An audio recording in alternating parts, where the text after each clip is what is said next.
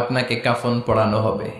আপনার কলিজার টুকরা ছোট বাচ্চাটারে বলা হবে, আব্বু দেখে যাও, তোমার বাবারে শেষবারের মতো দেখো। আপনার বাবা মা শেষবারের মতো একটা নজর দিয়ে আপনার চেহারাটা দেখে নিবে। বন্ধু বান্ধবরা শেষবারের মতো একবার আপনারে দেখে নিবে। জানাজার জায়গায় নেওয়া হবে। হবে না এই ঘটনাটা আমাদের? হ্যাঁ, হবে কি না?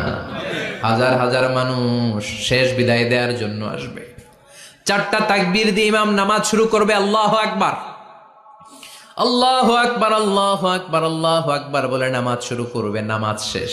এবার পালকিতে করে কবরে যাওয়ার পালা। যেতেই হবে, যেতেই হবে। পালকিতে করে লোকজন নিতে শুরু করবে। কবরস্থানের ওই জায়গায় যেখানে মানুষ বছরে মানুষ না মরলে যায় না, ওই গহীন নিঝুম কবরস্থানে ঢুকানো হবে। পালঙ্ক থেকে নামিয়ে আপনার জন্য